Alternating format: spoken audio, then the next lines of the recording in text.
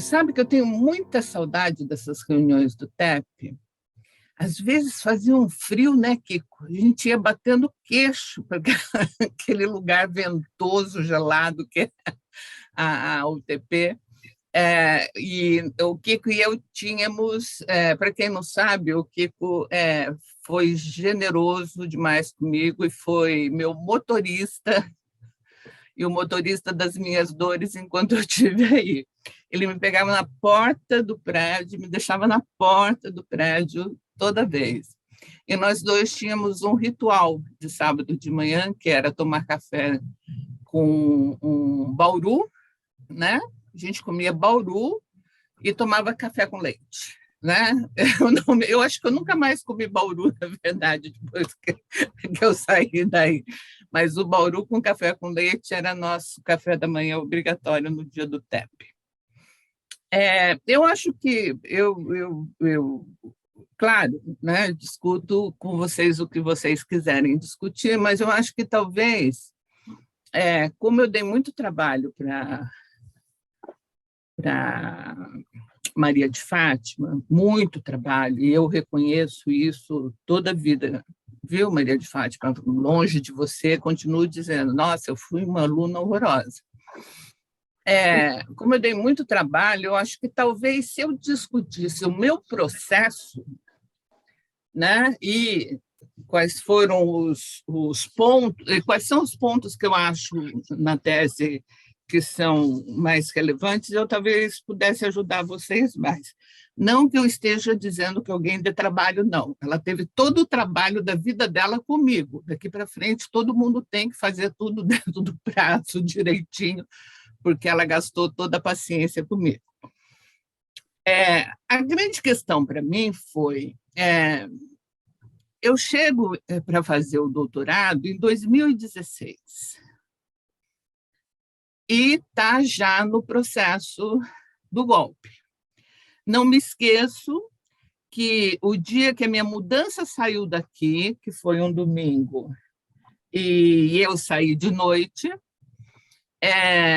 foi aquele maldito domingo da votação na Câmara da aceitação, não do impeachment, mas da aceitação do impeachment. Aquela coisa horrorosa que foi o dia inteiro, com aquele povo fazendo aquele monte de palhaçada e envergonhando a gente pelo mundo todo.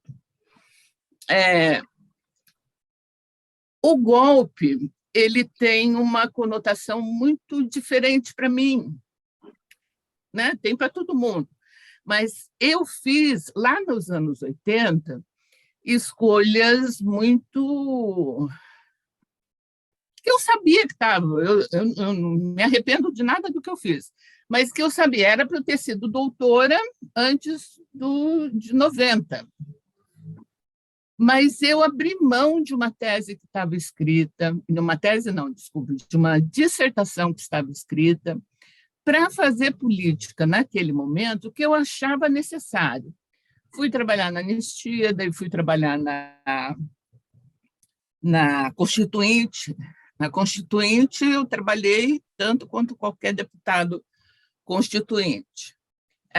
Por um período, inclusive, a minha militância era de tal ordem que eu vivia às custas dos outros. Eu fui para Brasília, voltei para Brasília, eu estava em Florianópolis com o mestrado engatilhado e já resolvido, não sei o quê, e estava empregada e abri mão dos 2 empregos que eu tinha, larguei a dissertação para trás e fui para trabalhar ainda na eleição, porque nós tínhamos lá um deputado do movimento com o qual eu trabalhava em Brasília, que era de deficientes, para tentar eleger, e depois fiquei nos gabinetes dos deputados, trabalhando a questão da Constituinte, que era um trabalho imenso, que era um negócio, ia desde assim, você ir buscar gente no aeroporto, então eu virava motorista, né? Até ter que sentar de madrugada em cima do texto da Constituinte para ver se todo mundo estava entendendo o que estava escrito ali, se era aquilo mesmo que a gente queria, se aquela vírgula não estava fora do lugar. Aquilo era um trabalho enorme. Daí a gente vê em 2019 tudo desmoronar com aquela ligeireza.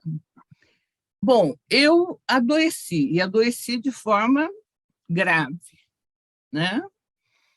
E acho que foi até esse adoecimento que o Kiko percebeu e tomou muito conta de mim naquele tempo.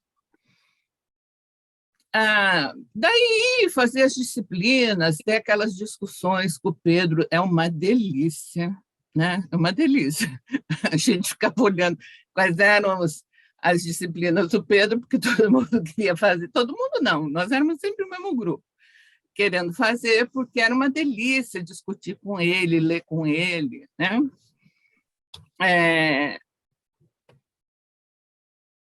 E daí, na hora de escrever a tese, eu tive que voltar. Podia ter dito que não voltaria, mas voltei outra vez porque eu achava que eu tinha compromisso com a escola pública, nós estávamos botando uma pedagogia aqui, uma pedagogia sem professor. Para vocês terem ideia, a Sil vai dar risada. Eu fui professora até de Libras, e eu não sei Libras.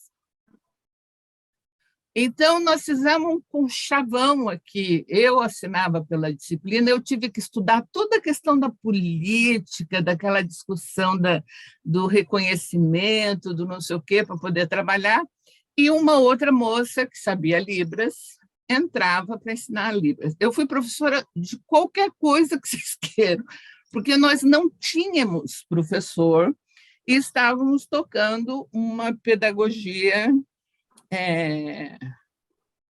Nós éramos 3 professores sustentando todo o curso de pedagogia. 3 professores.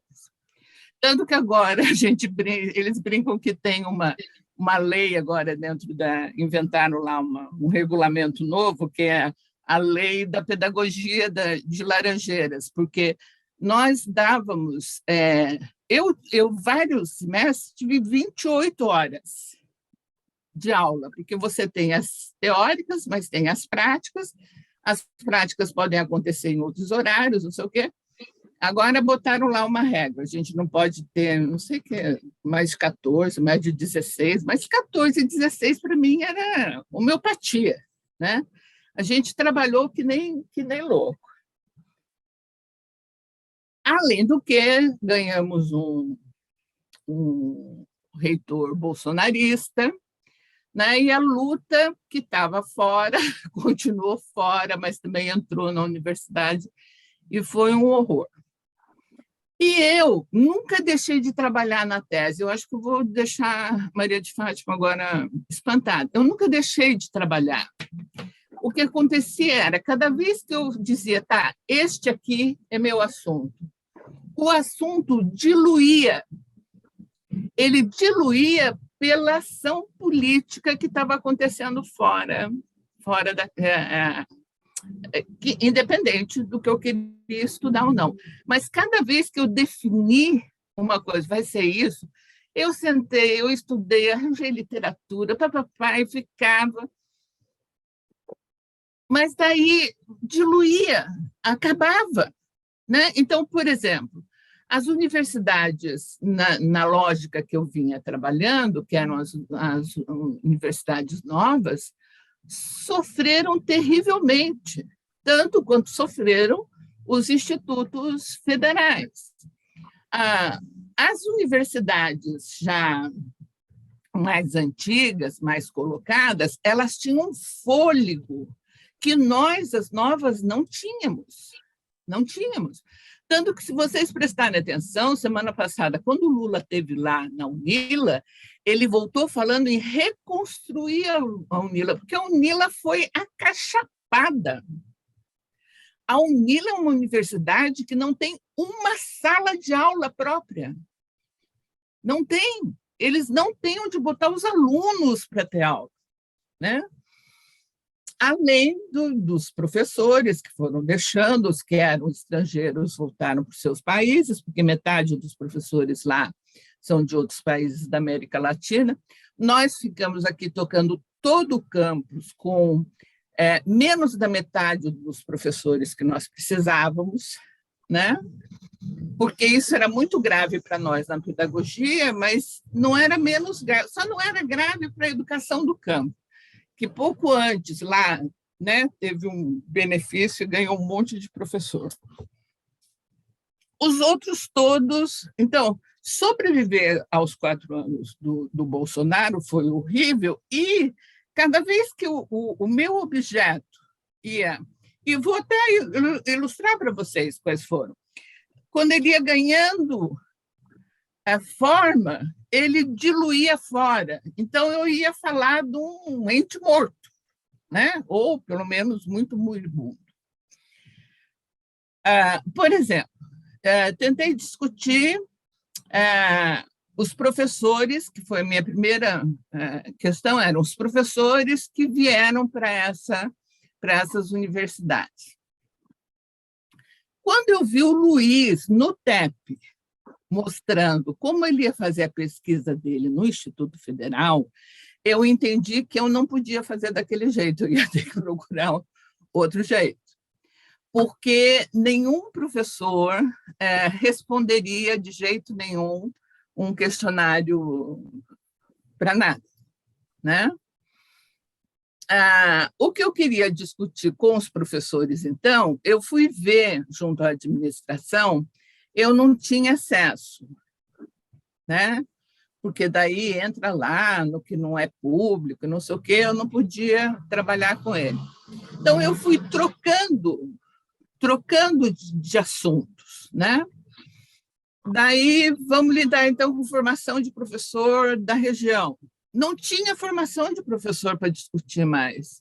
Você não tinha mais política, você não tinha nada, né? As coisas vieram bem até 2014, 15 ali, com financiamento, com balizas, então, daí desapareceu. Então, cada vez que o meu objeto começava a ganhar forma, ele diluía.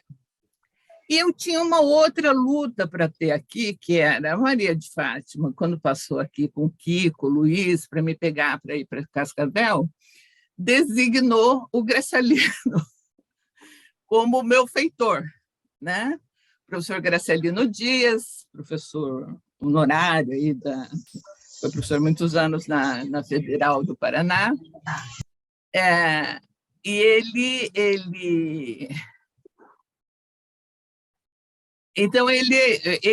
fez muito bem o papel de feitor. Eu brinco que o chicotinho dele era bom, né? Bem bom. E ele entendendo, quando eu dizia, não dá mais para... O que eu vou discutir disso aqui? Porque eu não queria fazer, e daí aqui começa uma crítica minha hoje à produção. A produção, inclusive, reconhecida, louvada, né? Que é assim, se fosse para eu dizer, tudo que o PT fez está errado, não está bom, não sei o quê, eu teria um objeto. E eu não queria fazer isso. E daí essa era mesmo uma opção minha. Eu não queria entrar naquela maluquice de dizer, não, está tudo errado, fizeram tudo errado, não sei o quê. E aliás, se dependesse do Graciliano, essa seria a linha. O Graciliano é antipetista, então tudo que ele queria é que eu falasse mal do PT. Então, eu dizia, não vou fazer. Olha, eu passei pela educação em tempo integral, a implantação da educação em tempo integral. Olha, rodei um monte, mas cada vez que eu rodei, eu sentei neste lugar e trabalhei. Isso é tão grave para mim, até hoje, gente, que o que eu fazia? Eu ia, dava aula, voltava, dormia até 3h30, 4h da manhã. Daí eu levantava e vinha para cá trabalhar. Fiz isso tantos anos que eu perdi a minha condição de sono de noite. Quando é que eu podia dormir? No começo da tarde até mais ou menos 5 horas, que era um horário morto para mim na universidade, e eu dava aula todas as noites, né? Eu estou fazendo agora um tratamento, tomando melatonina, tem hora para tomar, daí tem que fechar o quarto todo, daí eu tenho que deitar, tenho que apagar tudo, não sei o quê, para ver se eu volto a dormir à noite, porque eu não durmo. Eu não dormi essa noite ela foi inteira. Ela foi inteira. Né? Então, para mim, foi tão grave a tentativa de resolver essa tese que eu perdi a condição de dormir de noite. Eu não durmo mais à noite. Eu cochilo várias vezes durante o dia. Eu costumo brincar que eu virei um mamífero típico, né? Porque é isso que cachorro, cavalo, qualquer mamífero faz.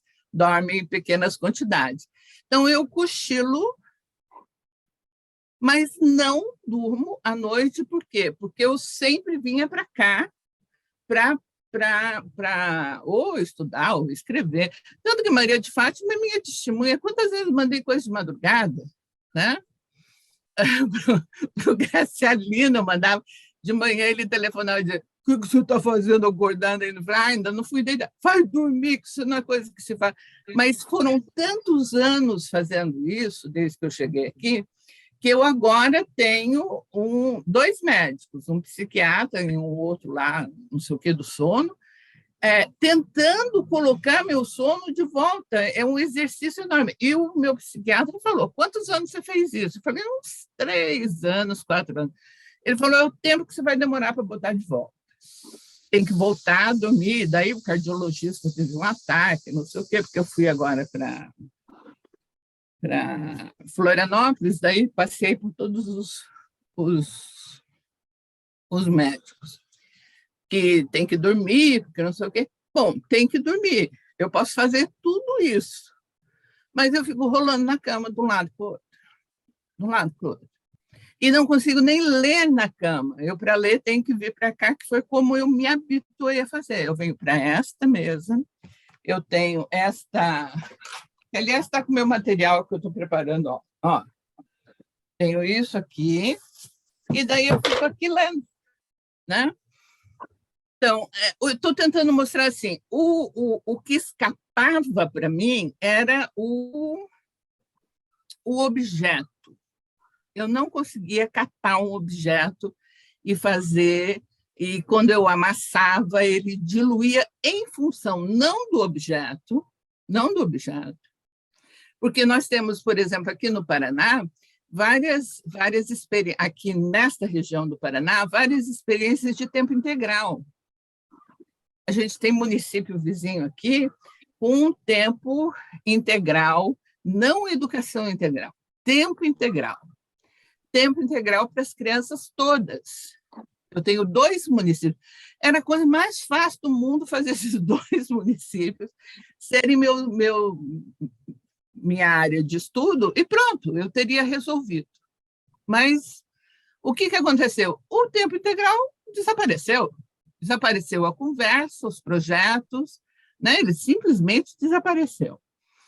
Então, o que eu estou tentando mostrar é assim, a minha demora foi, na verdade, foi uma grande busca de objeto.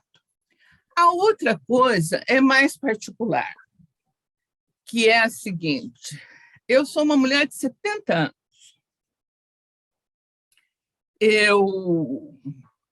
Eu estudei na universidade a partir de 72, 1972, foi o ano que eu entrei na universidade.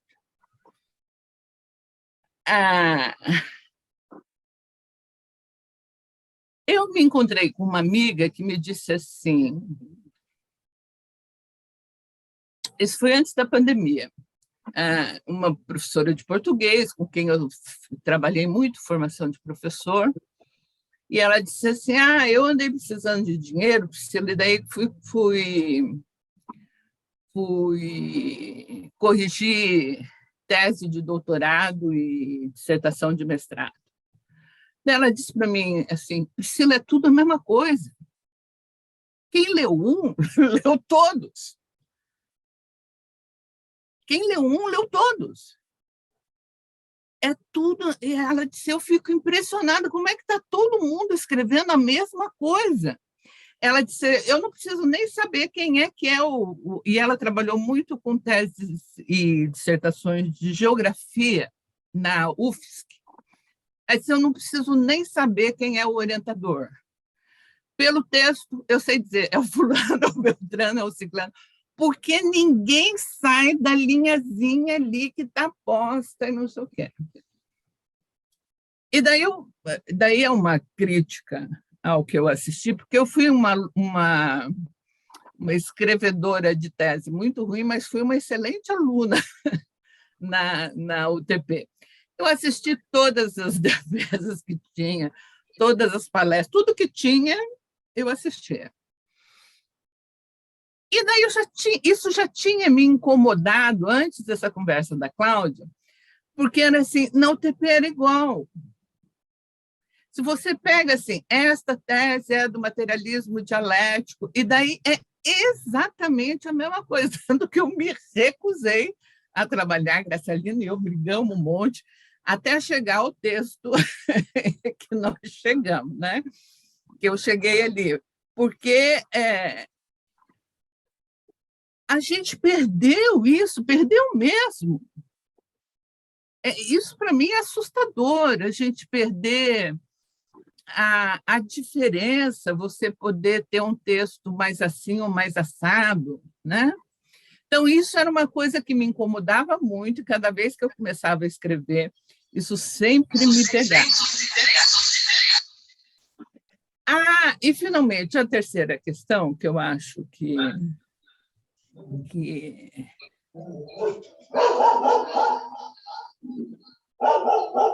acho que essas duas... Quer falar, Maria de Fátima? Não, Márcia, feche o seu microfone, por favor. Já fechei, professora. Já fechou. Tá. Então, eu acho interessante que Priscila conte isso ao grupo, porque temos falado pouco das dificuldades e dos dilemas que vivemos no processo de produção das dissertações e teses.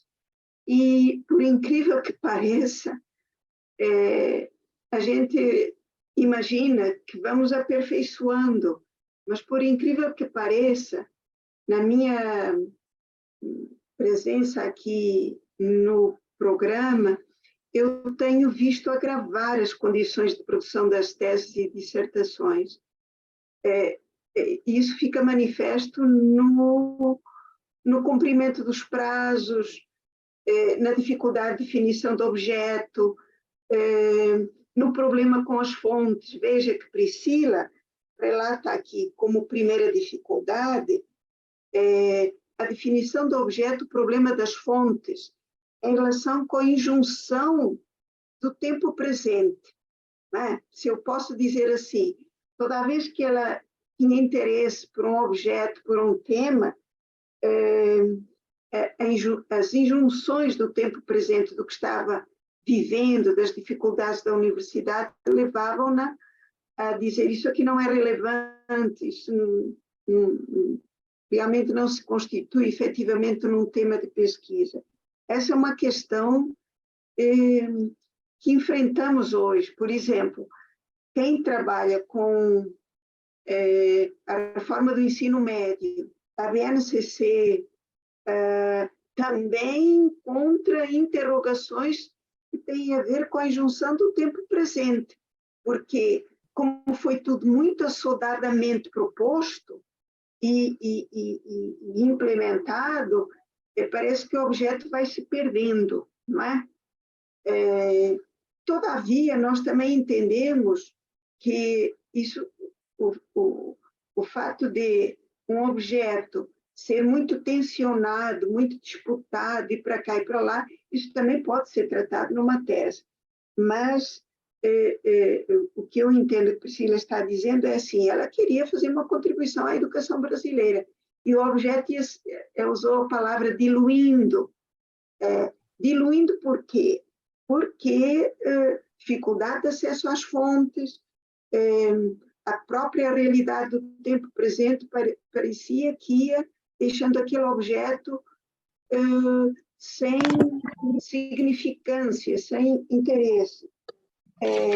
Por outro lado, as condições objetivas de trabalho, as condições objetivas de trabalho de 3 professores sustentarem um curso de pedagogia numa disputa na implementação de uma universidade nova é muito pesado. Então, ela está aqui nos falando das dificuldades que todo pesquisador enfrenta quando está aí com o objetivo de produzir um conhecimento novo, de definir seu objeto. É isso que eu quero dizer. E eu compreendo isso muito bem. E percebo que as condições têm se agravado, viu, Priscila? Eu estou lidando hoje com 2 situações muito, muito, muito difíceis. Muito difíceis. Agora, muito difíceis. Até 3 situações muito difíceis. E nós, perante isso tem a ver com a situação política do país, as condições em que os pesquisadores se formam e produzem as suas pesquisas, e as cobranças e os prazos. Agora, aí tem muito o trabalho do orientador ou da orientadora, da persistência, né? De persistir, de encontrar saídas, de considerar aquele texto é relevante, aquela formação é relevante. E perante a excepcionalidade dos tempos que vivemos, seja com pandemia, seja com os últimos governos de desconsideração do trabalho acadêmico, das universidades, da pesquisa, da ciência, nós precisamos encontrar saídas também de excepcionalidade. E acho que no seu caso, sempre isso nos orientou, né, Priscila? De encontrar sempre uma saída para que não houvesse desistência, para que você concluísse, para que a sua contribuição se fizesse. E da mesma forma eu estou fazendo hoje com 3 situações que estou vivendo, não é? Isso exige paciência, determinação, compromisso com a formação daquele pesquisador, trabalho coletivo, apoio do grupo de pesquisa. Então, passa a ser uma tarefa que não é só da pesquisadora, não só da mestranda, não só da doutoranda. Veja, você começou por reconhecer o quanto Kiko lhe ajudou. E isso é uma realidade que precisa ser destacada. Kiko tem sido esse amparo para mim e para todos e todas. Né? E o grupo de pesquisa é isso. É um trabalho coletivo, solidário, não é? É aquele ombro que escuta, é aquela pessoa que dá um incentivo, porque se fazer pesquisador não é coisa fácil nesse país, não. Nem o grupo de pesquisa passa a ter, então, uma relevância imensa, porque ajuda a pessoa a continuar, ajuda a dizer é possível. E perante como eu disse, perante as excepcionalidades que temos vivido, governos que desprestigiam a pesquisa, a pandemia que nos afetou a todos, o sofrimento que nós temos que ir encontrando canais e práticas de sobrevivência, de lutas por nós continuarmos. Eu acho que isso faz uma síntese do que você disse, amarrando aí com o trabalho do grupo de pesquisa. Era isso que eu queria a dizer. Mas, sim, o objeto sofre em junção do tempo presente, não é? dizia eu, e se a reforma do ensino médio for revogada, como é que ficam as pesquisas que se dedicaram à reforma do ensino médio? Ficam, porque ela existiu, assim como outras políticas também existiram. Agora, talvez não possamos vê-la na sua implementação, na sua totalidade, mas ela é tão grave, ela impactou tanto a vida da gente, que estudá-la e deslindá-la já é um objeto de investigação. Então, nós também temos que calibrar o objeto com a injunção do tempo presente. É isso. Mas aí nos conta como é que chega a Anísio e como é que chega a Darcy. Então, e uma outra coisa que me preocupava muito era a questão dessa produção imediatista, né? Ontem, por exemplo, eu recebi um livro, um lançamento do... O Kiko deve estar recebendo também. Você ainda está naquele clube do livro, Kiko? É da Expressão? Da Expressão? Estou, mas não recebi ainda. Ah, então, é um livro... Você sempre recebia antes de mim, lembra? Coordenado pelo Lé, sobre o descalabro educacional do período Bolsonaro, né? E ontem eu peguei um dos textos que estava lendo e estava pensando nisso, assim, gente, nós estamos muito em cima do laço. Assim, se for para dizer, olha, teve essa lei, depois essa, daí o deputado tal fez isso, o senador respondeu daquele jeito, não sei o quê, que é como um dos textos ali funciona, eu acho excelente como forma de você registrar, né, o descalabro, como é que ele foi montado. Agora, nós não temos condição alguma de avaliar o que significaram esses 4 anos na educação ainda. Não temos.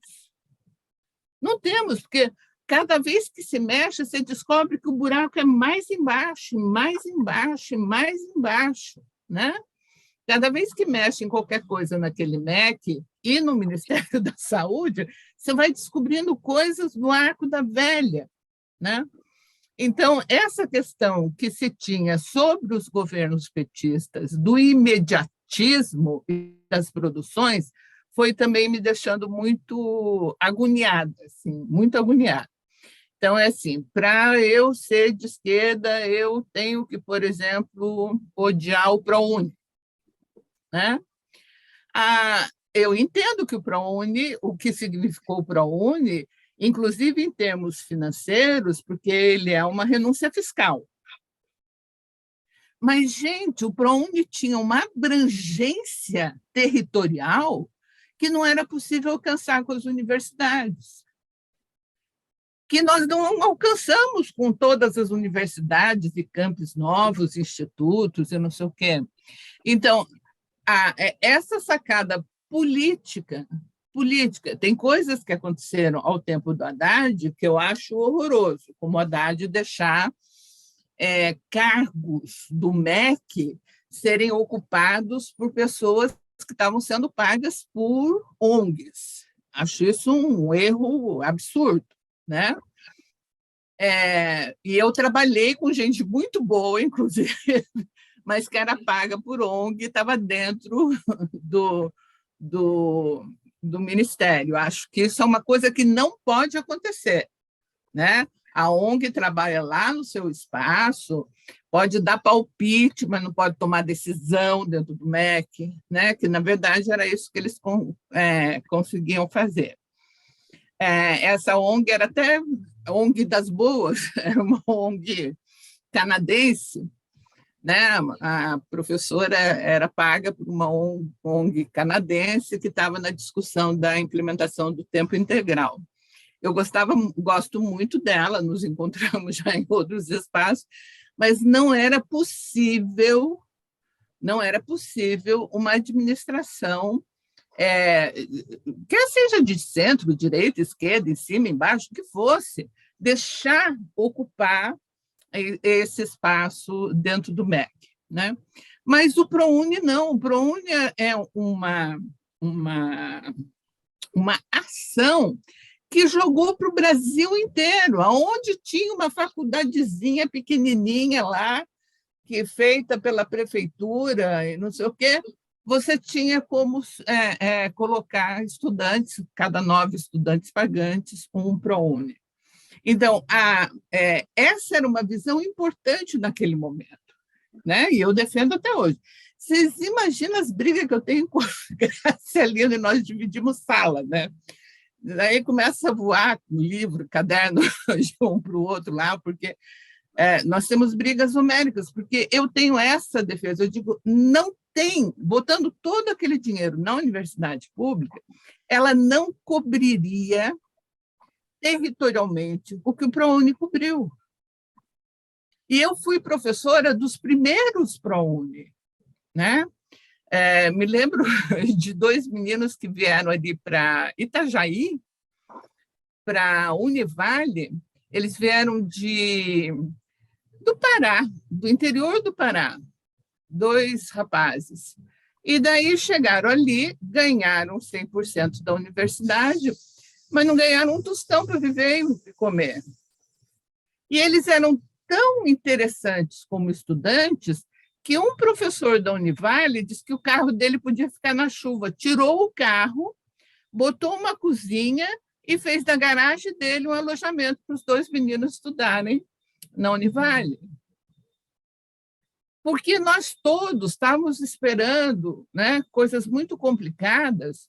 Eu estava na Univale nesse tempo, era uma delas. Também estava em Curitiba, na Estácio. Mas nós esperávamos um povo, né, complicado. Não, chega um povo com vontade de estudar, com muitas dificuldades, com as mesmas dificuldades dos nossos alunos antes, né? Não tinha diferença. Então, sim, e esse imediatismo de dar resposta, ele foi muito ruim e produziu, inclusive a partir de grandes nomes, né? Uma coisa que vai dar vergonha neles, eu acho, em alguns anos, se lerem. Isso me traz para outra questão, que é... bom, daí é isso que a Maria de Fátima disse. Eu tinha 3 interlocutores. Eu tinha Onísio Teixeira, que é alguém que eu acho que precisa ser muito estudado, né? Dos meus 2 outros interlocutores, ele é quem mais tem tese, livro, mas ainda é muito pouca coisa para o tanto que esse homem produziu. Tem um documento do Onísio Teixeira, está lá na minha bibliografia, que ele é chamado para uma CPI sobre a reforma universitária feita pela ditadura militar. Gente, esse livro dá fácil, 5 teses.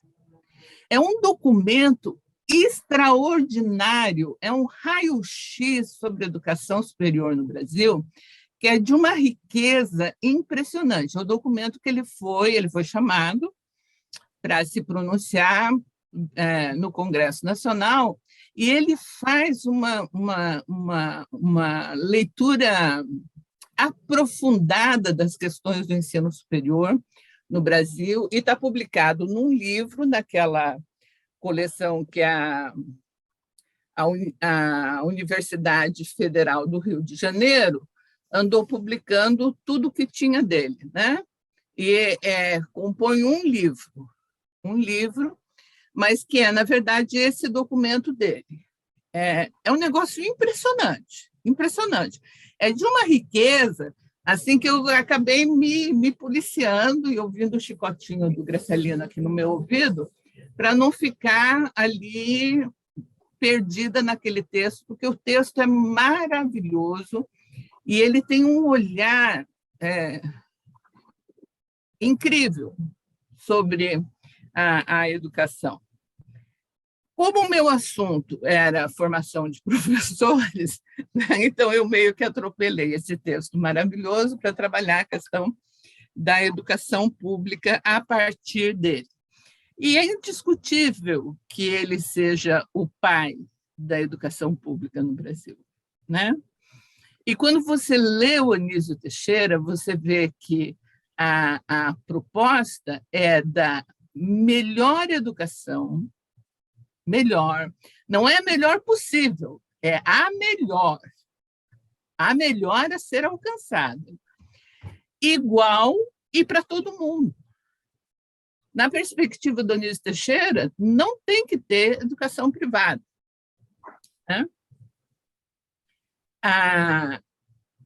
O Darcy Ribeiro, bom, daí com o Anísio, o que eu fiz? Eu fiz questão, e Graciliano e eu brigamos muito por causa disso, que ele achava bobagem. E eu dizia, não é bobagem, é importante. Eu fiz uma retomada da história pessoal do Anísio Teixeira, que é, por si só, uma riqueza enorme. Enorme. Né? Um camarada que sai de da condição que ele sai, filho de senador da República, que por alguma razão, né, tem uma família dedicada às letras. Isso é muito interessante.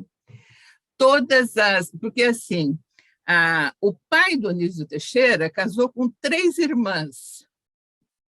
Casou com a primeira, ela morreu, casou com a segunda, ela morreu, casou com a terceira, que é a mãe do Anísio Teixeira. O Anísio Teixeira é filho do 3º casamento.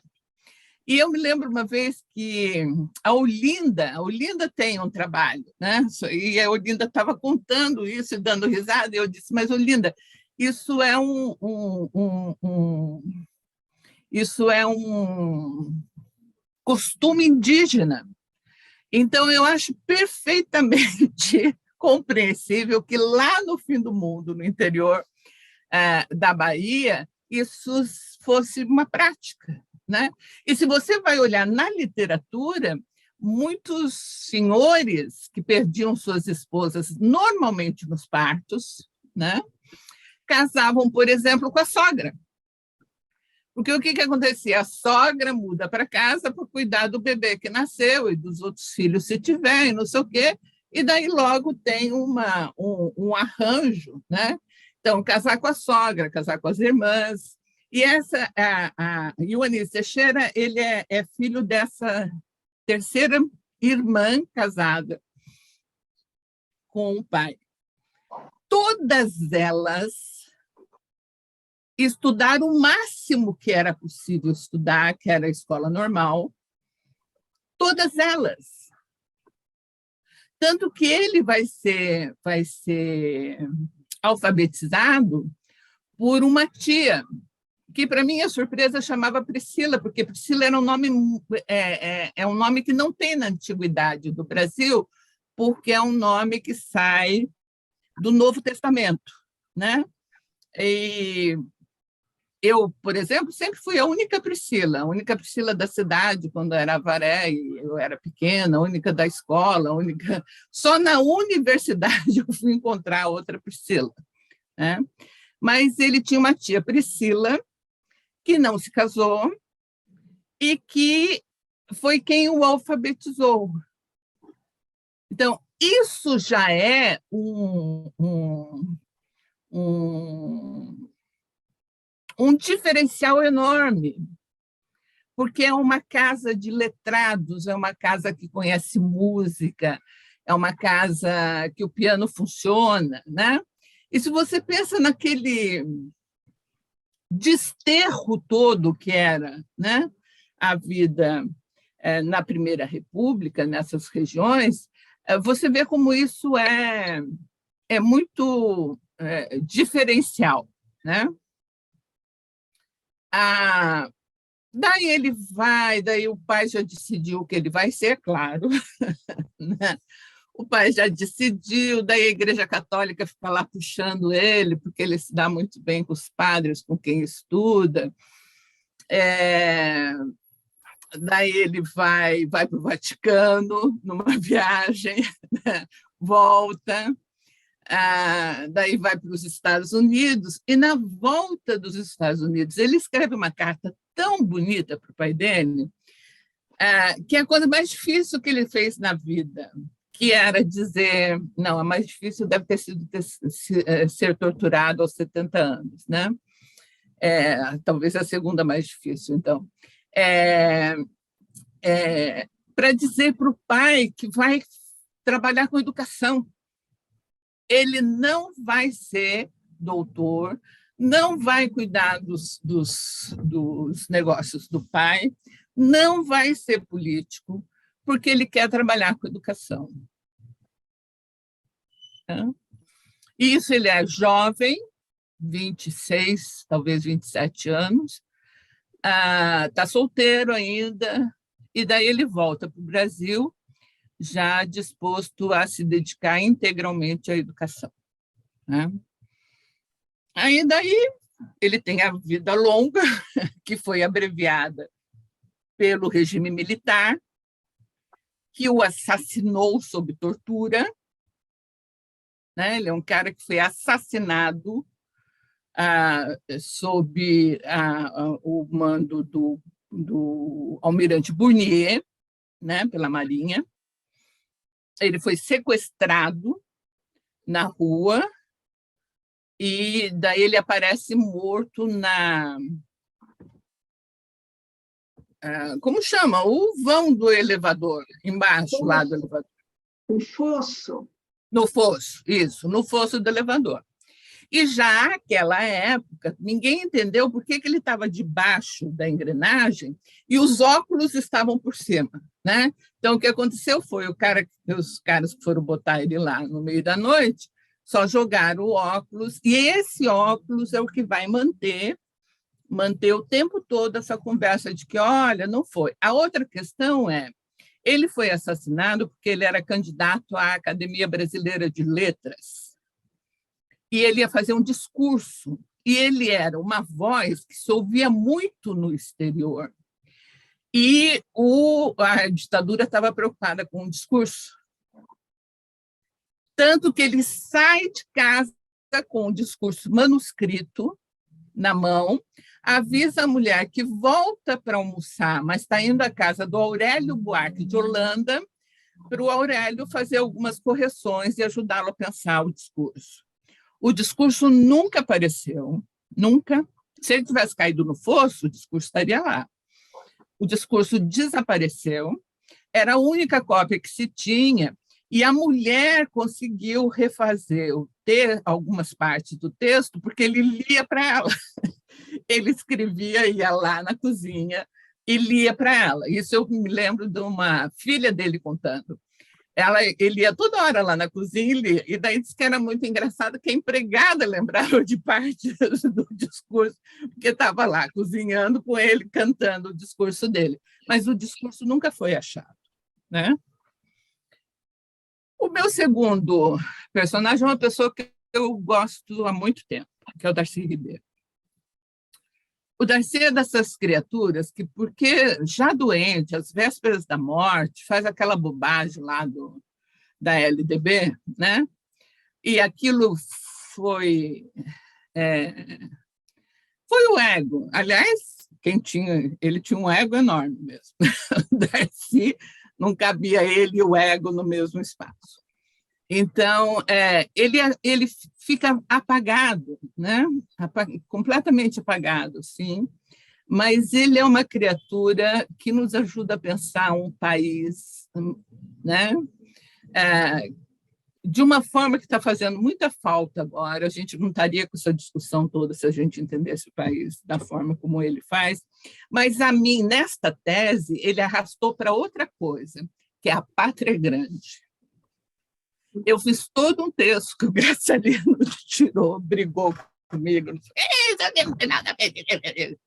Mas é assim, quando você lê os livros sobre universidade, não os que dizem respeito à Universidade de Brasília, né? Mas quando ele discute universidade, ele não discute a universidade brasileira. Ele discute a universidade da América Latina. E ele foi professor em 3 outras universidades, aonde ele faz as mesmas críticas que ele fazia sobre a universidade brasileira. Classista, excludente, sem nenhuma relação com os projetos nacionais. É a mesma coisa, quer seja no Uruguai, no Chile ou no Peru, onde ele foi professor. Então, o Darcy ele abre uma perspectiva da gente entender a América Latina a partir da construção do projeto, que é outra coisa que nos faz falta, uma falta incrível, né? Para mim foi isso. Eu fui pega pelo nariz, assim, que nem boi com argola, e eu estou juntando todo o material, porque eu vou sentar para estudar a questão da pátria grande, né? O que é isso? É possível a gente pensar um projeto para todo mundo, né? Outro dia, o Lula fez um discurso em algum lugar que o Luiz, que é um amigo aqui, chegou dizendo: você viu? É o discurso da pátria grande. Eu falei: gente, mas eu não sei por que é de esquerda se opor à pátria grande, entende? Não faz nenhum sentido isso. É isso mesmo. Estamos em diferentes estágios, mas nós precisamos discutir o que nos interessa. Se vai começar pelo comércio, se vai. O Darcy dizia: a tendência é começar pelo comércio e pela moeda. Mas o melhor seria pela educação. E a outra coisa sobre o Darcy é que ele diz... E daí ele faz... Qual é a grande questão da universidade para o Darcy? É que a universidade tem que estar a serviço da população e não é propondo, é resolvendo os problemas que esse grupo traga para ser resolvido. É isso que ele diz que vale a universidade. Senão, ela não vale para nada, ele diz. Senão, é só para ficar aí, dizendo fulano pode, Beltrano é doutor, não sei o quê, não sei o quê. Não. Qual é o papel da universidade? A universidade tem que estar à disposição do povo e oferecendo soluções para os problemas que o povo traga para a universidade, né? Que também não está longe do que diz o Anísio. O Anísio faz a mesma discussão, nenhum dos dois. E o Álvaro Vieira Pinto também, naquele livretinho que ele escreve para a Uni, né? Então, é assim, os três são...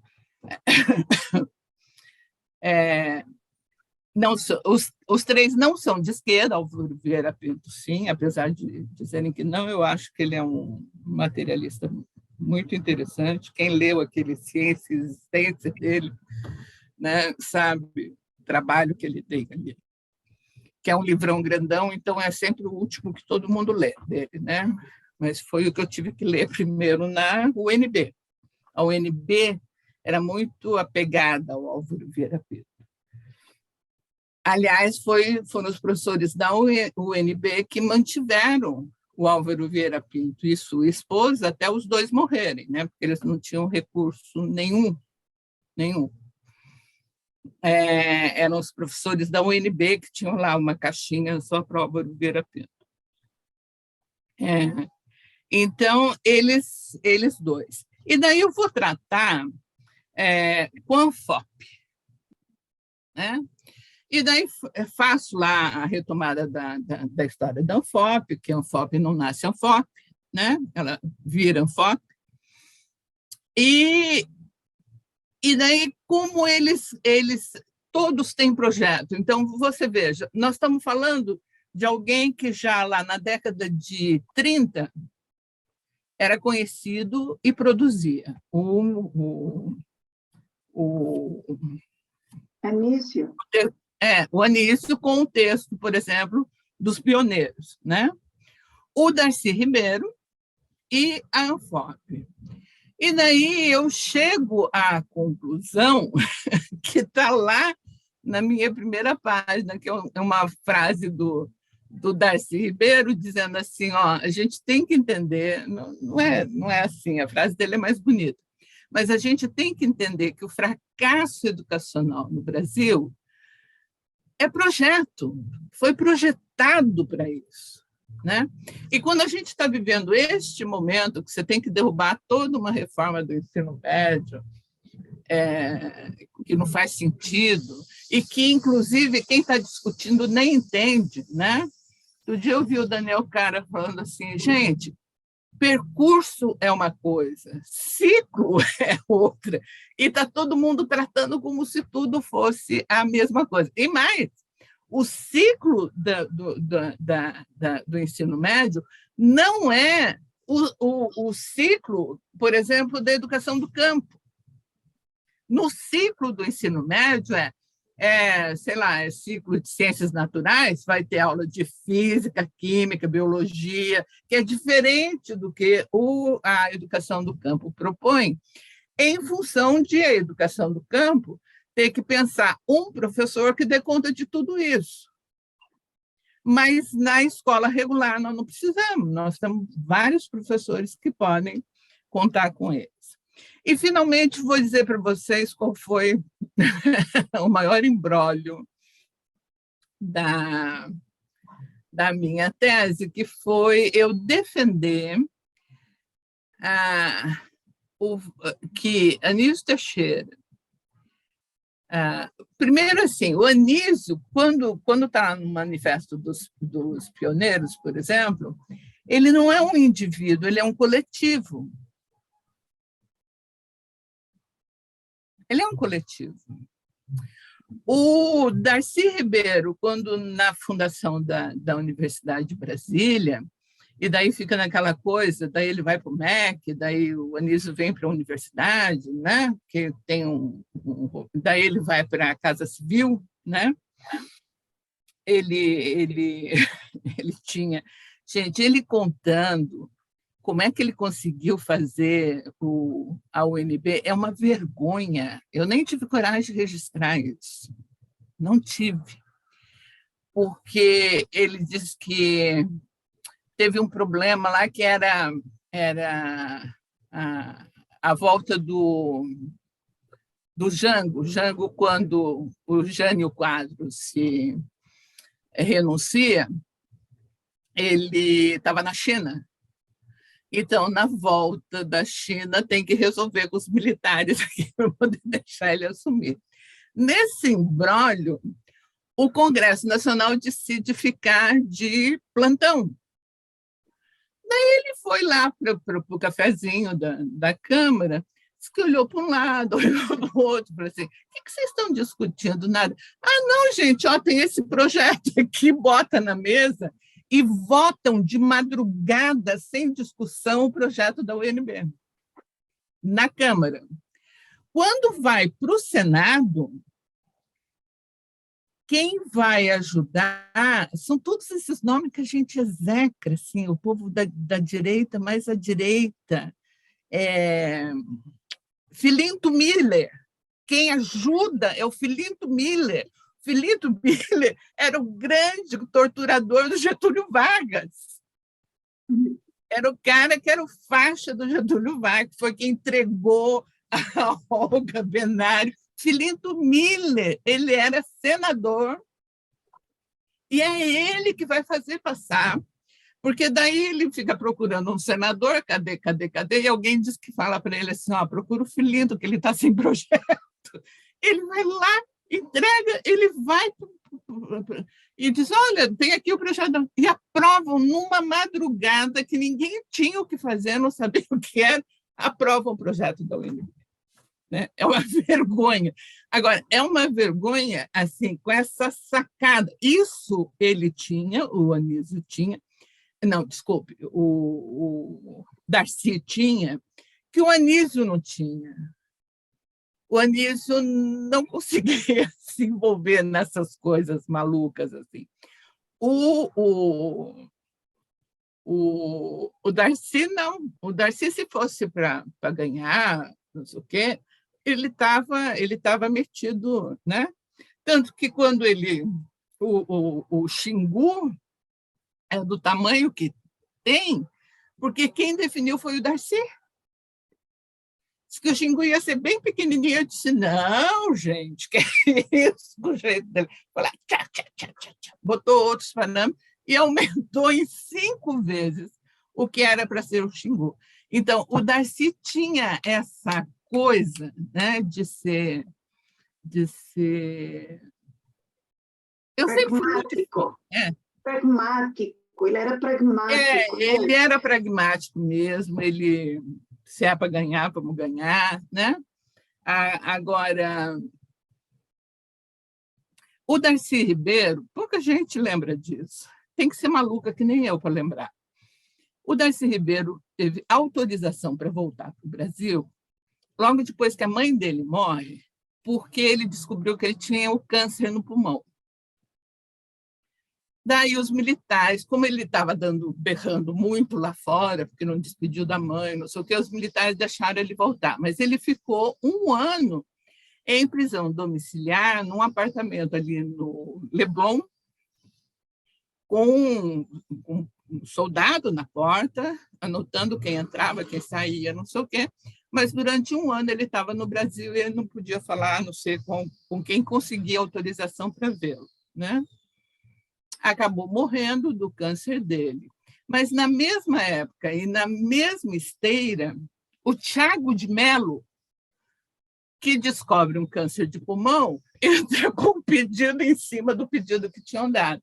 E daí dão para o Thiago de Mello a autorização para voltar. Só que ele se mete lá no Amazonas, vai morar no Amazonas, e o Thiago de Mello morreu agora, faz 2 anos.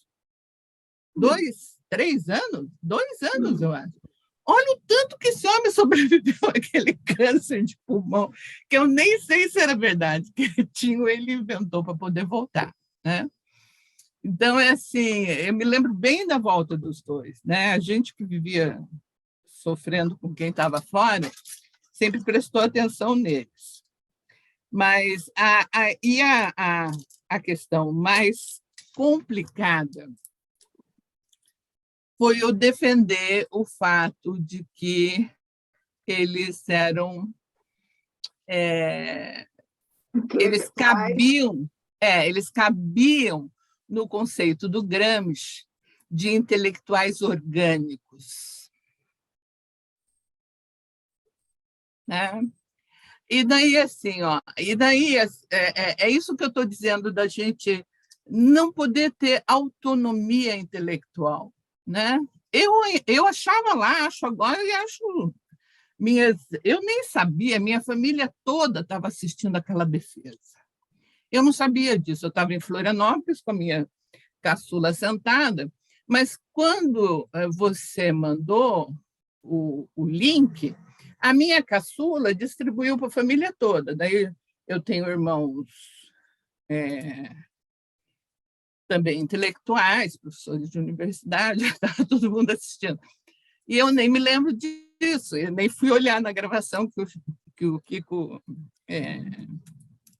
generosamente fez e mandou, mas a minha filha diz assim, mãe, você disse para a moça assim, ó, eu sinto muito, mas eu acho assim. Então, é porque ela disse, se eu faço um negócio desse, essa minha filha está fazendo doutorado, tá? Esse ano é o ano de escrever a tese. Ela disse, mas se eu faço um negócio desse, eles me estressam. Eu falei, mas é isso que nós precisamos voltar a fazer, gente. Sinto muito que você não concorde. Né? Por quê? Por que, o Darcy e o Anísio não são? Porque o Anísio é rico. Gente, o Anísio passou a vida dele na defesa da classe trabalhadora. Ele não tinha, e não era marxista, não era mesmo, ele era desse centro. Liberal, O Darcy, ele era um liberal católico, progressista.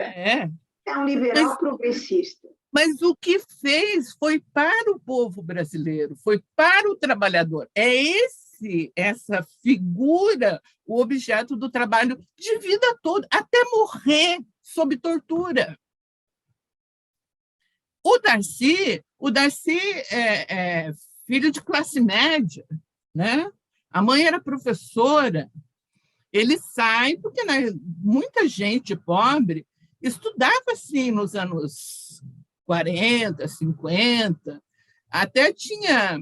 Eu me lembro, por exemplo, eu era criança, completamente criança, cheguei lá com 2 anos, em Avaré, em São Paulo, as alunas do que hoje a gente chama de magistério, que tivessem as maiores notas, ganhavam vaga na USP para estudar pedagogia. Era um projeto do Estado, e o Estado tinha aonde colocar, como garantir comida e não sei o quê. Então, a menina saía lá de Ourinhos, né? Não consigo pensar nada mais longe que Ourinhos, e vinha para São Paulo para estudar. Os meninos pobres vinham para São Paulo para estudar, que é aquela coisa do Saviani, né? Quando o sistema não era democrático, ele promovia a democracia porque dependia da criança. A criança estudava de 1ª a 4ª, depois ia para o ginásio, depois era clássico, científico e escola normal. Eram os 3 que existiam, com possibilidade de ir para a universidade, porque existia contabilidade, que era terminal. Quem fazia contabilidade não tinha direito a concorrer a uma vaga da universidade. Então, as famílias faziam o esforço de colocar normalmente seus filhos mais novos para estudar. Depois, ali nos anos 70, 80, já em plena ditadura, quem é que vai fazer isso? A Igreja Católica, que vai ficar escolhendo lá os meninos mais estudiosos e botando debaixo das suas asas para transformá-los em padre. Poucos viram padre, né? Grande parte vira professor de filosofia. Mas como o menino sai pobre e chega à universidade, né? Então, não é assim. E também trabalhei com o conceito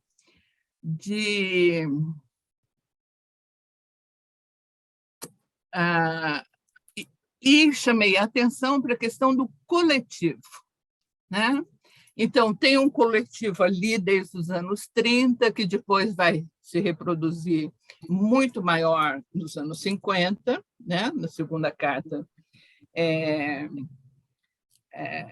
Daí, manifesto. O segundo manifesto. Segundo manifesto, que é em 52, 53, não me lembro. 59. 9? É tudo isso? Eu achava que era mais no começo de... Mas que é um coletivo ampliado, né? Ampliado. O Darcy sempre viveu muito bem com o coletivo, ele tinha aquele egão dele, mas ele sempre viveu bem com o coletivo. A fundação da Universidade de Brasília, que tem um período de disputa entre os dois, porque o Anísio achava que a UNB devia ser só um centro de pós-graduação. E o Darcy defendeu e ganhou, né, de ser uma graduação, um espaço de graduação também, né? Mas O coletivo era tão coletivo que, quando a Universidade de Brasília é invadida pela primeira vez, que ela teve várias invasões, a última foi em 78, se não me engano. Mas quando lá no começo da ditadura militar ela é invadida,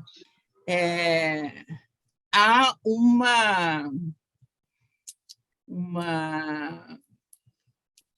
um abandono pelos professores, e ficam 5 professores só na universidade.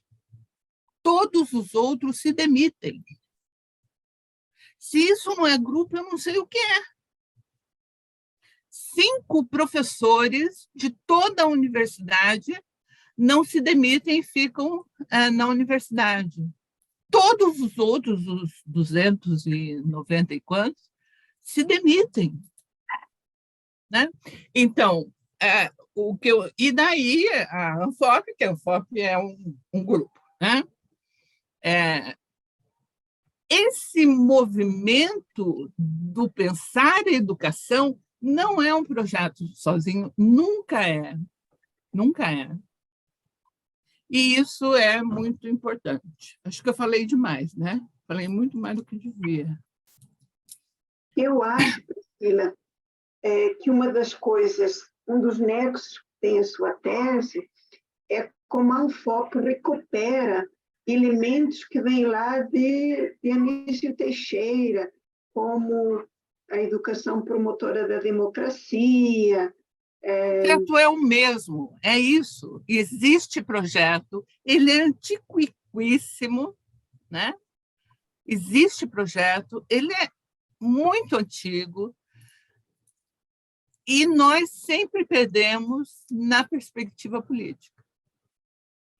E como eu diria, as matriarcas, as fundadoras da ANFOP, Leda Scheibe, Iria Brzezinski, a própria Helena de Freitas, Vera Basso. Vera Basso, recuperam teses que vêm desde Anísio Teixeira, a escola pública, o coletivo, a educação e democracia. Então, isso realmente me parece que constitui ineditismo na sua tese. É como... Mas elas recuperam isso a partir dos congressos de educação. É nos congressos de educação, ainda ao tempo da ditadura, que essas teses acabam aparecendo. Infelizmente, e daí vão sendo levadas pela... Infelizmente, mesmo quem trabalha com formação de professores não estuda a atuação da ANFOP e não faz essas relações.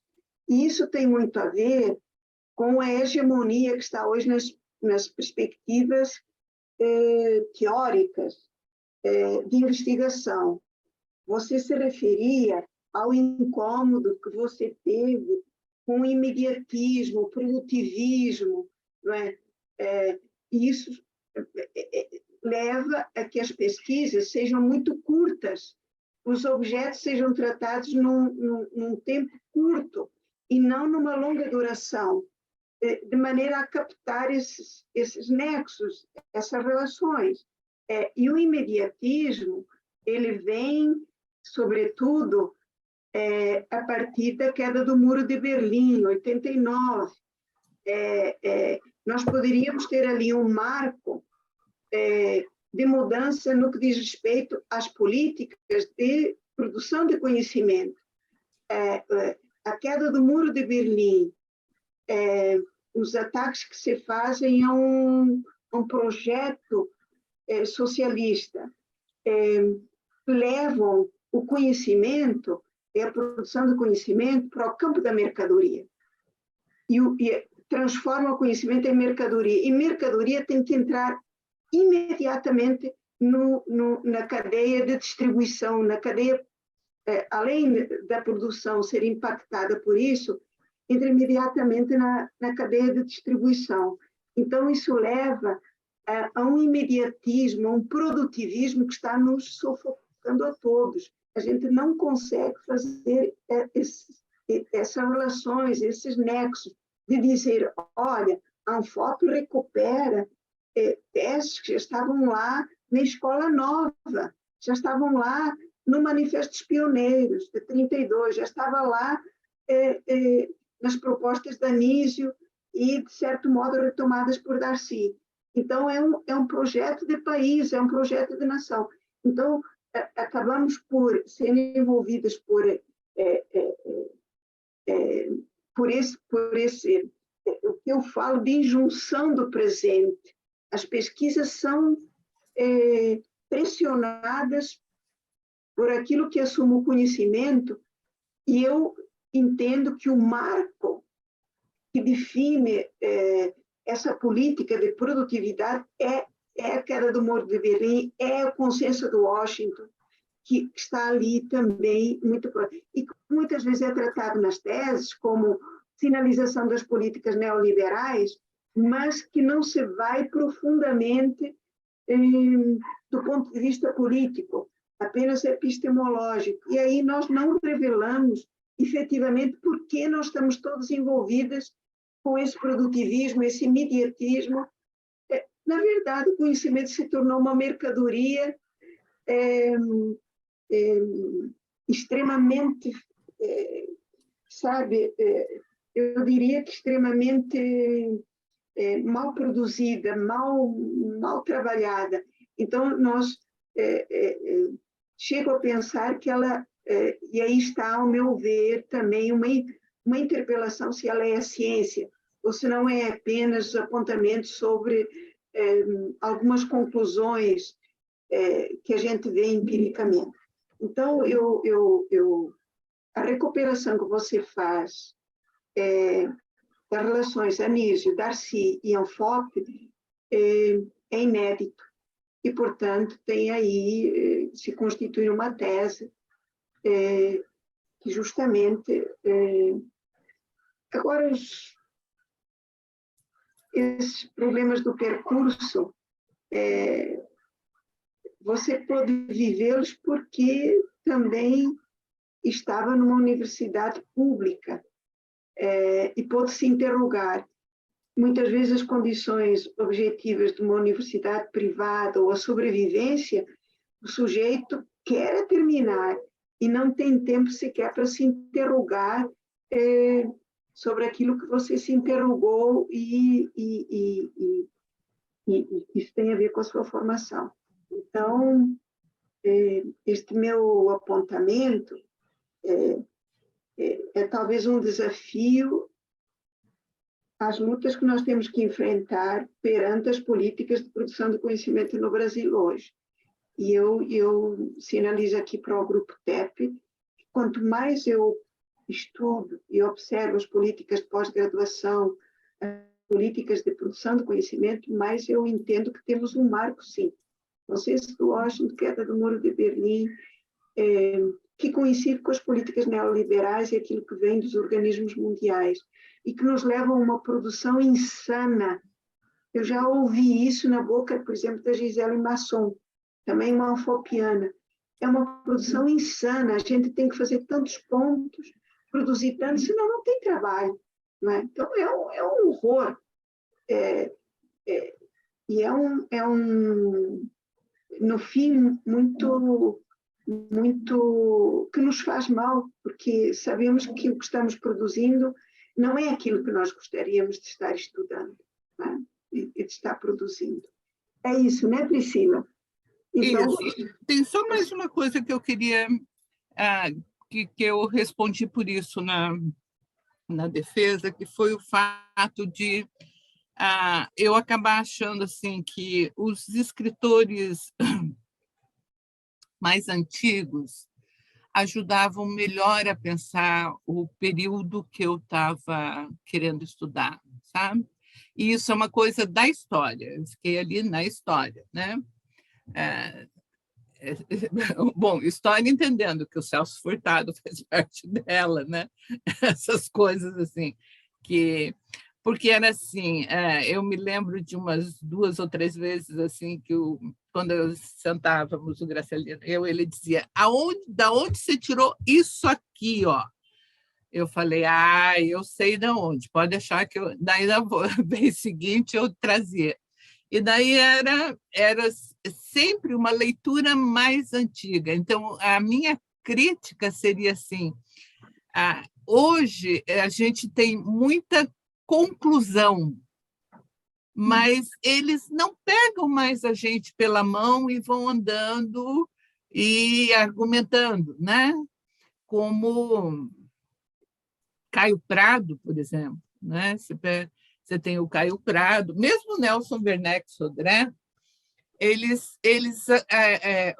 o jeito de produzir o conhecimento fazia a gente acompanhar o pensamento, né?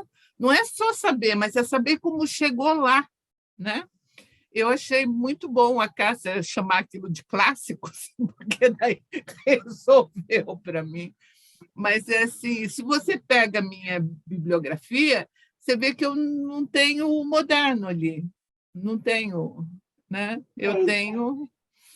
Isso nos faz retomar um apontamento do professor Saviani, naquele texto que eu trabalhei ontem com os mestrandos, né, Joelma, sobre o que é clássico, que é o texto sobre a natureza e especificidade da educação.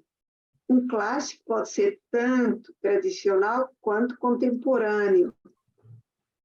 Né, Joelma? Um clássico é aquele que trata das questões fundamentais, das questões essenciais. Ele não se confunde com o antigo, não se confunde com o contemporâneo. Por exemplo, eu considero que Saviani é um clássico. Eu considero que Luiz Antônio Cunha, a obra dele, já é uma obra clássica, né? Porque ele trata das questões centrais, das questões essenciais. Então, sem dúvida, nós precisamos ter clareza sobre esses conceitos. E, assim, aquilo que eu apontava há pouco, dos micro-objetos, os micro-objetos, o tempo curto, a cobrança por cumprimento de prazos tem nos trazido para uma produção realmente repetitiva. Repetitiva, você tem razão. Repetitiva. Poucas teses ou poucas dissertações têm caráter de originalidade. E essa é uma condição para ser tese, não é? Então, o fato de nós estarmos muito exprimidos em pouco tempo para apresentar resultados de pesquisa e não termos tempo para um estudo de da longa duração, aquilo que nós consideramos 50, 60 anos, nos leva a tirar conclusões muito imediatas e a não fazer essas relações. Isso tem a ver com a abordagem da história cultural, né? Que vira quase um empiricismo. Então, Priscila, há uma tese no seu trabalho, e eu, inclusive, lhe peço que a disponibilize para que Kiko a coloque no site do TEP. Eu tenho me referido a ela quando... Eu estou acabando de lidar com ela para mandar. A mesma cópia que eu mandar, eu mando para o Kiko, pode deixar. Tem que, quanto antes, fazer o depósito, não é? Porque é uma leitura que nós vamos incorporar na formação de mestres e doutores, né, Priscila? É uma produção do TEP, e os estudantes precisam conhecer na educação brasileira a importância que tem esses projetos historicamente situados, mas que, infelizmente, eles não foram ainda vencidos. Se trata, efetivamente, de grandes disputas. Então, eu acho que eu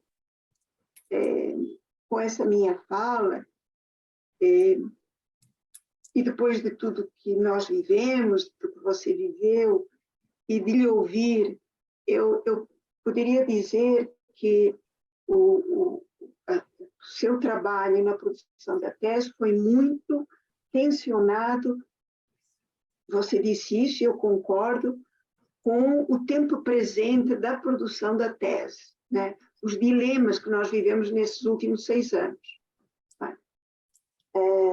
Tanto no que diz respeito à instalação de uma universidade nova, que é a sua universidade, a Universidade da Fronteira Sul, quanto à situação política do Brasil e o que aconteceu com a educação brasileira. O outro aspecto é o avanço dessa política de produtivismo, tem a ver com o fato da produção da alta cultura ser chamada e puxada para o campo da mercadoria. E o campo da mercadoria, você sabe, é o campo do descarte. Nós aprendemos isso lendo Ricardo Antunes. A mercadoria entra no circuito e ela é imediatamente descartada. Então, aquilo que Alfredo Bossi nos ensinou a pensar, que a ciência não é uma mercadoria descartável, nem a alta cultura é descartável, o que nós temos visto ultimamente, e eu marco aí, faço o marco da queda do Muro de Berlim, é realmente tornar a ciência e a alta cultura descartável, mercadoria. E você vai se contrapor a isso e vai procurar trazer uma tese em que costure essas contribuições. Então, é uma tese com relevância para o teto e para nós estarmos aqui discutindo nesta manhã, não é, minha gente? Então, feito esse apanhado, eu acho que agora abrimos para o debate, né, Kiko? Né? Vamos abrir aí para perguntas, considerações, apontamentos, né? Eu queria falar para o senhor, agradecer a participação da Priscila mais uma vez, mas eu também sinto falta das nossas conversas, Priscila. Faz bastante falta. É uma companheira de mestrado muito dedicada, entende bem a conjuntura política do país, tem uma formação muito sólida e que o tempo que esteve conosco presencialmente foi muito importante, né, professora?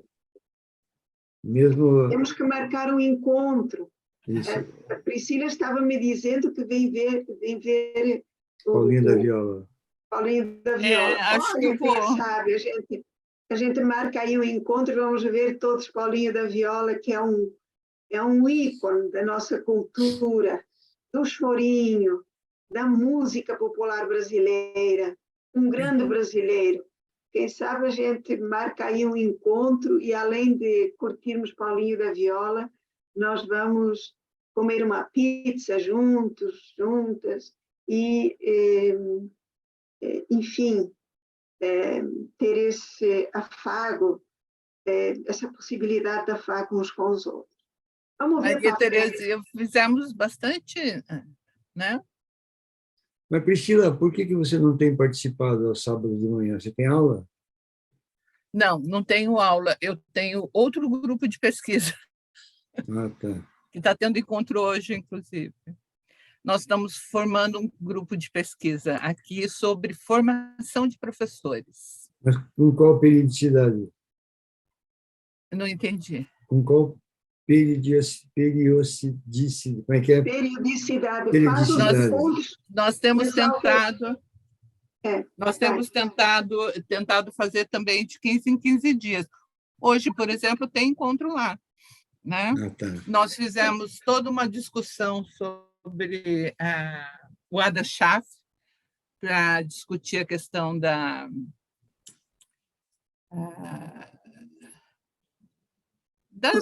mudanças, das mudanças que foram acontecendo, e a gente está tentando fazer um grupo E daí a gente tem conseguido isso, temos trazido muitos professores do Estado e professores dos municípios aqui de perto, tá? Então, Quando não, as datas não baterem, por favor, venha, né? tem, mas elas têm batido direitinho. Hoje, Ok. por exemplo, eu levei bronca. Mas você não vem? Eu falei, não, gente, eu estou no outro.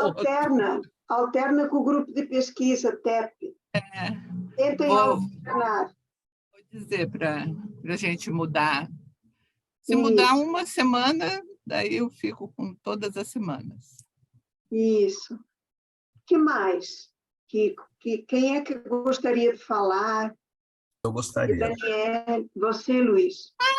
Luiz, não tinha te Bom visto ainda. dia. Oi.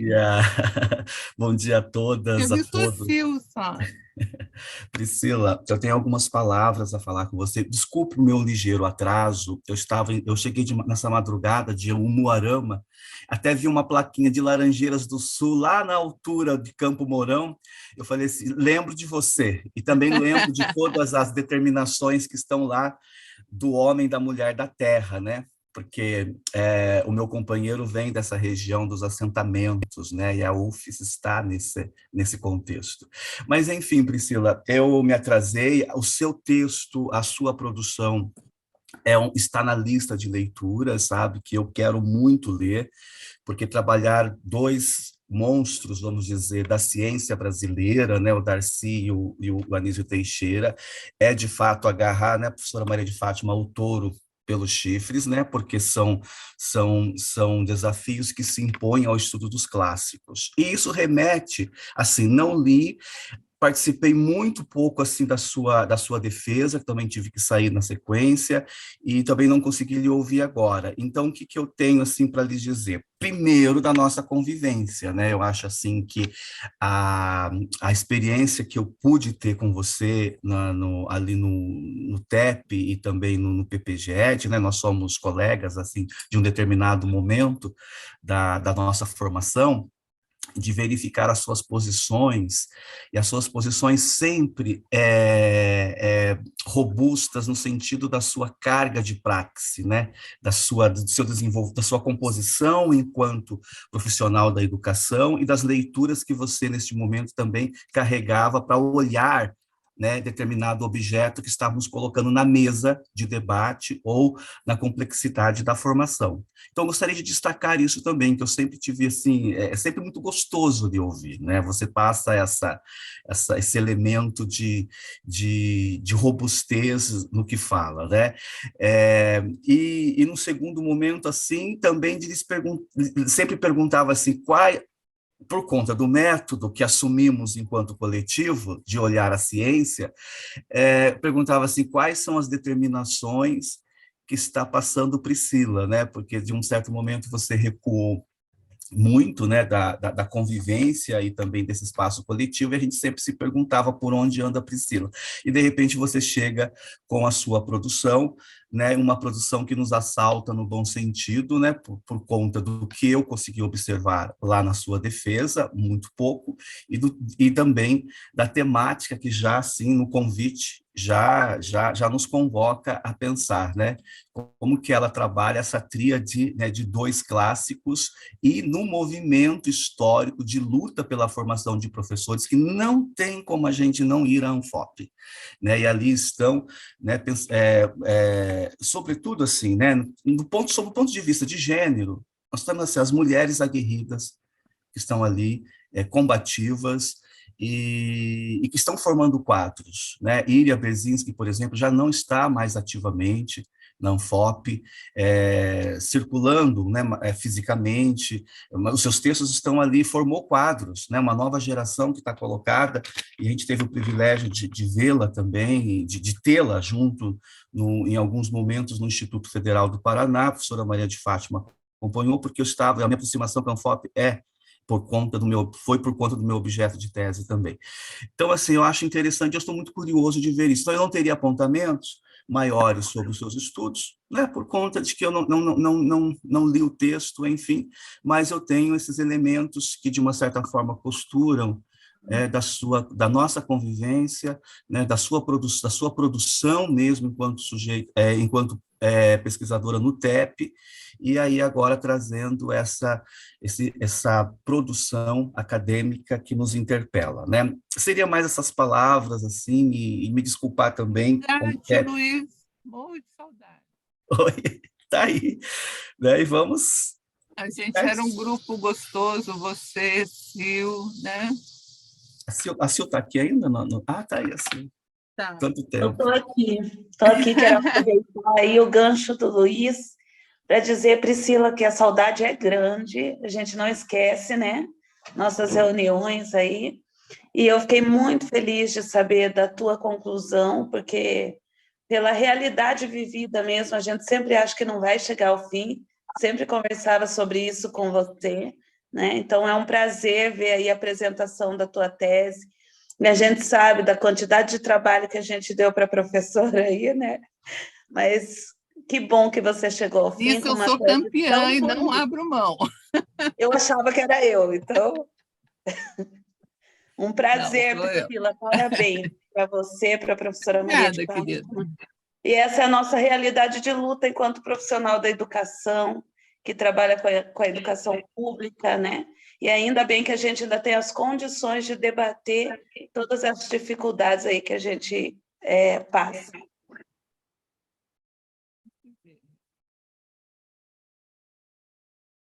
Mais alguém gostaria de falar? Eu gostaria, professora. Vamos lá, Dani. Eu me lembro bem da Priscila, quando eu cheguei na UTP, nós tomamos alguns cafés juntos, bem no início, eu cheguei em 2018, e participei de algumas atividades de pesquisa com o professor Pedro, e eu acho que ela esteve presente em dois ou três encontros, era eu, Kiko, e mais alguns colegas, e a Priscila também estava, e eu já me impressionava, assim, com o nível intelectual da Priscila, e de reflexão, de síntese. Gostaria de parabenizá-la e dizer que eu concordo, assim, em todos os sentidos, com relação à crítica que ela traz ao produtivismo, a essa produção do conhecimento imediatista, e vejo isso relacionado às nossas condições de trabalho, né? Eu também desenvolvi minha tese trabalhando e gestando, né? E não foi fácil. Outro ponto também que eu gostaria de chamar a atenção é sobre a nossa formação inicial lá na graduação, né? Então eu senti muita dificuldade, assim, com relação aos clássicos, né? Na graduação nós temos somente uma pincelada sobre eles nas disciplinas de fundamentos, né? Eu sou formada em pedagogia, graduada em pedagogia, e assim é muito incipiente, né? Claro que aí você vai aprofundar no mestrado e doutorado, mas mesmo assim, pelo curto espaço de tempo, 4 anos, né, professora Maria de Fátima, como a senhora mesma observou. Então, assim, concordo muito com o que a Priscila disse, me vi nesse meio, né, nessa dificuldade, e parabéns, Priscila, o teu trabalho, ele vem com toda certeza inédito a contribuir aí, e nós precisamos estudá-lo. Às vezes eu trabalho, nem todos os anos, né, porque a gente troca dentro da universidade, todos os anos nós trocamos de disciplinas, infelizmente, enquanto professora colaboradora ainda, né, aqui na Unicentro, mas já trabalhei com disciplinas de fundamentos, e com certeza o teu texto seria uma das bibliografias que eu gostaria de utilizar com relação à história da educação no Brasil. Acho que viria a me auxiliar muito aí futuramente. Então, muito obrigada, Priscila, pela tua fala e demais integrantes aqui do grupo. Um abraço. Eu que agradeço sua generosidade. Muito bem, muito bem. Vamos pôr esse texto em movimento, não é? Aí na formação, vamos terminá-lo logo e disponibilizá-lo. Mais alguém gostaria de falar?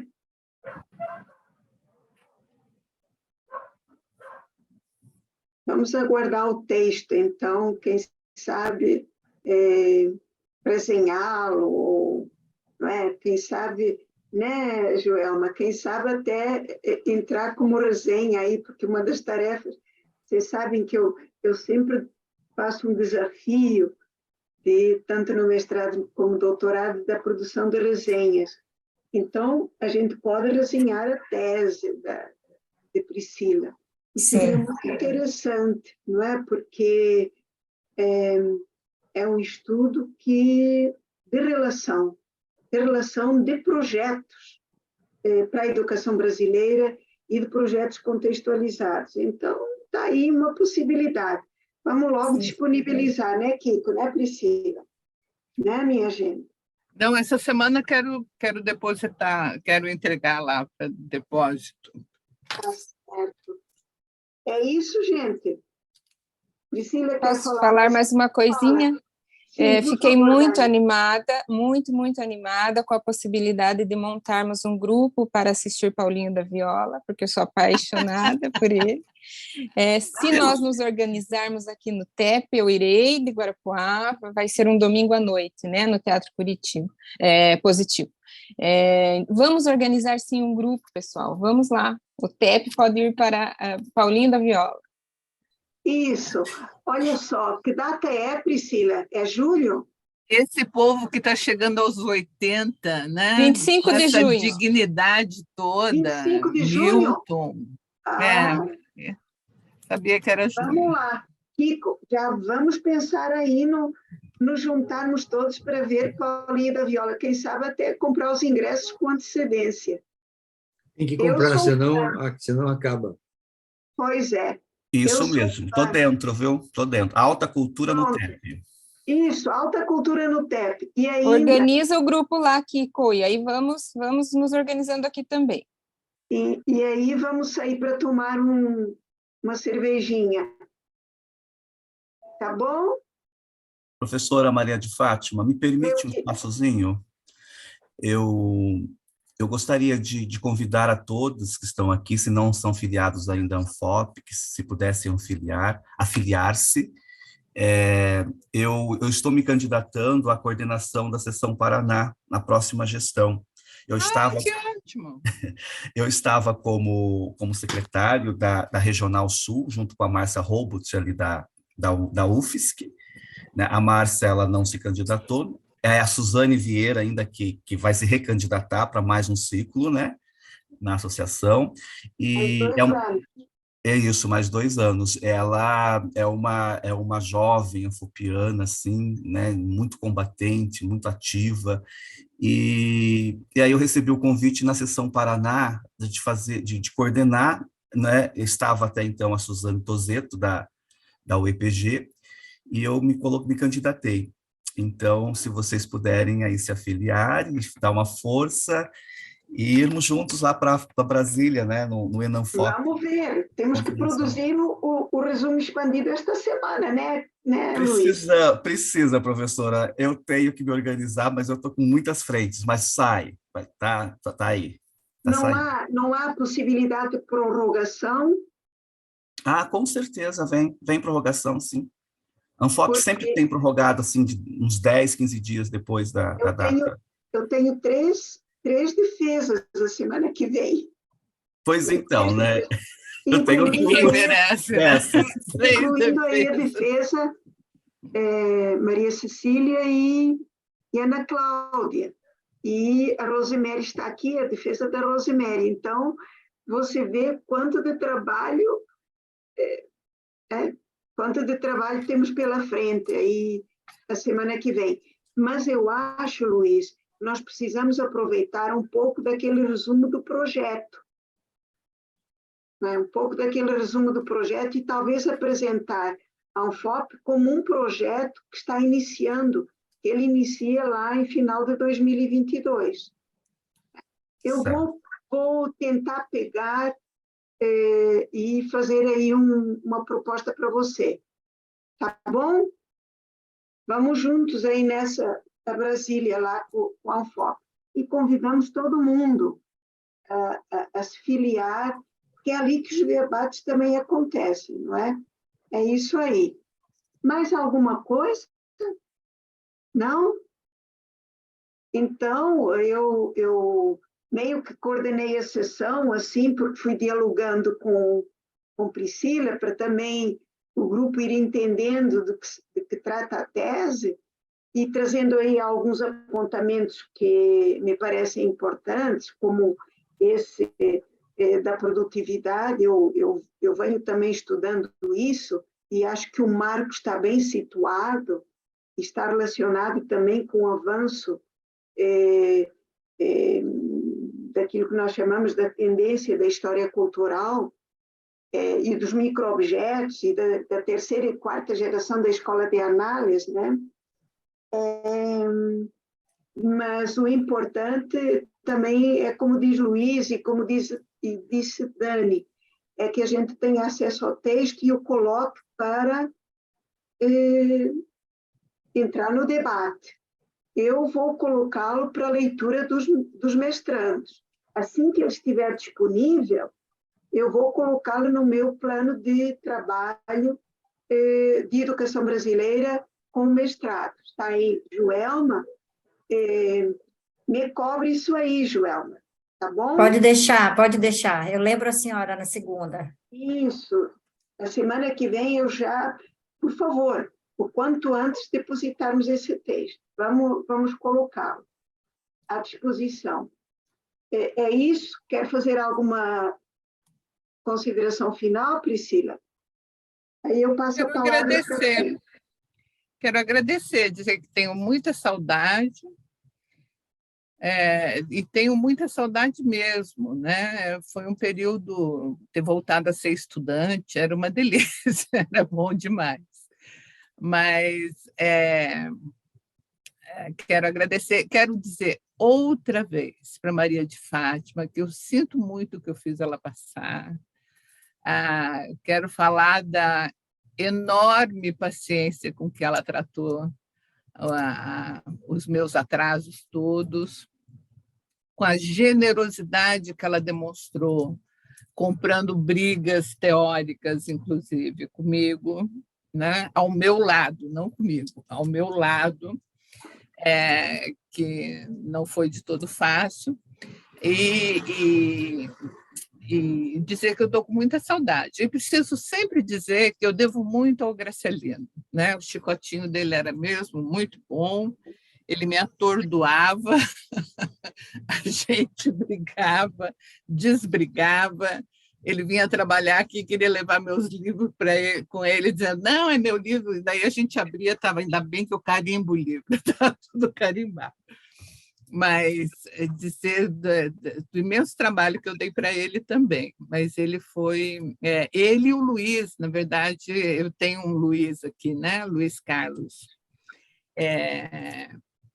Freitas, é daqui, o Luiz Carlos Freitas, que sempre dá problema com o da Unicamp. O Luiz também foi ótimo, e, na verdade, foi o Luiz que começou a me botar mais para ler essa questão essas questões teóricas que eu acabei comprando. E eu vou dizer para vocês o que eu acho que eu disse naquele dia. Eu gostaria de ter empurrado essa tese para dizer assim, que a Anfop faz o trabalho que o Gramsci diz que deve ser feito pelo sindicato. Tem todas as características, mas daí achamos demais. O Graciliano dizia, não, você vai perder a cabeça, não sei o quê. Eu peguei, tá, então vou deixar. Mas, para mim, a Anfop, como coletivo, ela tem uma ação que é a ação que o Gramsci descreve para o sindicato como aquele que é o formador, né? Mas já tinha problema com o primeiro conceito, se eu entrasse com o segundo ia ser muito mais complicado. Mas eu, de fato, penso isso.